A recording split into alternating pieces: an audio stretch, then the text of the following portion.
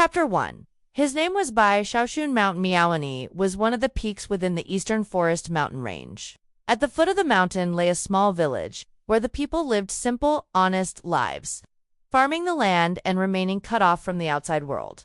One early morning, in front of the village gate, the entire population had gathered to see off a youth of about 15 or 16. He looked thin and weak, yet clean and neat, with a gentle demeanor. His clothing was just an ordinary blue robe, now so faded it had turned nearly white. His large eyes shone with clarity and a hint of cleverness. His name was Bai Shaoxun. Respected elders, fellow villagers, I am going to cultivate immortality now, but I can hardly bear to part with you. His face was filled with reluctance. Naturally meek by appearance, he seemed even more simple and sincere in that moment.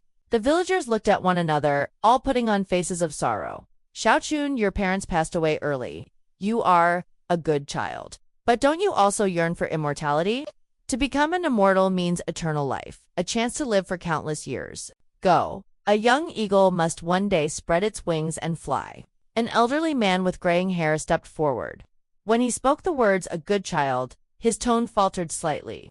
Out in the world, no matter what happens, you must persevere. Once you leave the village, don't look back. Your path lies ahead. The kind elder patted his shoulder with gentle encouragement. Immortality. Bai Shaoxun's body trembled.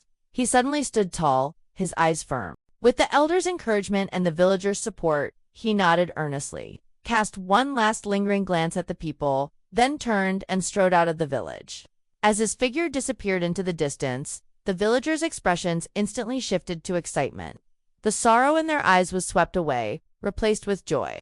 The elder, who had looked so kindly before, was now trembling with tears streaming down his face. Heaven truly has eyes. That rascal Bai Shaoxun has finally left. Finally gone. Whoever told him there was an immortal nearby you have done a great service for this village. Yes, Bai Shaoxun has finally left. Ah, my poor chickens. Just because he was afraid of roosters crowing at dawn, he tricked all the children into catching them, until every last chicken in the village was eaten. Today is the true New Year. Cheers of delight resounded throughout the village. Some even brought out drums and gongs, beating them with great merriment. Outside the village, Bai Shaoxun had not gone far when he heard the drumming and jubilant shouting from behind. His face twitched oddly. Coughing to cover his unease, he quickened his steps toward Mount Miaoani. The mountain wasn't tall, but it was covered in weeds. Though morning had come, the sky was still dim and the forest eerily silent. Second Dog said that a few days ago, when he was chased here by a wild boar, he saw an immortal flying across the sky. Bai Shaoxun's heart pounded as he walked the mountain path. Suddenly, rustling noises came from the woods, like the sound of a boar charging. The sudden noise made his scalp tingle with fear. Who's there? He hastily pulled 4 hammers and 6 hatchets from his bundle, then nervously fished a black incense stick from his chest and clutched it tightly. Don't come near. I have hammers. I have axes. And this incense can summon heavenly lightning and call an immortal down. If you dare show yourself, I'll strike you dead. Bai Shaoxun shouted while trembling, clutching his makeshift weapons, and hurried up the mountain. Tools clattered loudly as they fell along the way, but the rustling soon faded. No beast appeared. His face pale, Bai Shaoxun wiped his cold sweat. For a moment, he considered giving up. But then his gaze fell on the incense stick and heirloom left by his parents before they died. The story was that his ancestor had once saved a fallen immortal, who in gratitude left behind this incense, promising to take a Bai descendant as a disciple. If it was ever lit, one only had to burn it, and the immortal would come. Over the years, Bai Shaoxun had burned it more than 10 times, yet no immortal ever appeared. He had begun to doubt the tale. But with the villagers claiming an immortal was recently seen nearby, and with only a little incense left, he decided to try once more. Perhaps if he climbed higher, the immortal would notice him. After a moment's hesitation, he gritted his teeth and pressed on. The mountain was not high. Soon he stood at the summit, gasping for breath. Looking down at the faintly visible village, he felt a pang of emotion before lowering his gaze to the stub of incense. Now no longer than a fingernail. 3 years. Mother, father, bless me. This time it must work. He carefully lit the incense. The wind suddenly howled. Clouds surged across the sky, lightning flashed, and thunder roared in his ears. The deafening sound made Bai Shaoxun's body quake.